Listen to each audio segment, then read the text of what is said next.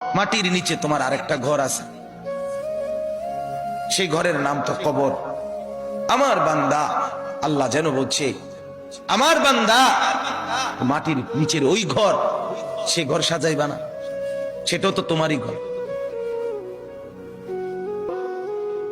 আমি বলতে চাচ্ছি আপনাকে এই কথা, মাটির নিচের ওই ঘর সেটা আপনারই ঘর, সেটা আমারই ঘর। বাপ, সে ঘর সাজাবেন না। সে ঘরে এভাবে ভুলে গেলেন, এভাবে ভুলে গেলেন। তো এই জন্য বলি, এটা যেন এমন মাটির উপরের এই ঘর যদি খাট পালং আর সোফা দিয়ে সাজে, আল্লাহর কসম মাটির নিচের আপনারই ওই ঘর সাজতে হলে জিকির আর তাসবিহ তেলাওয়াত লাগবে। এই ঘর সাজবে খাট পালং দিয়ে, ওই ঘর সাজবে জিকির তাসবিহ তেলাওয়াত দিয়ে, আল্লাহ তাআলার গোলামি দিয়ে। প্রতিটা সেজদা ওই ঘর সাজিয়ে দেবে, প্রতিটা জিকির ওই ঘর সাজিয়ে দেবে।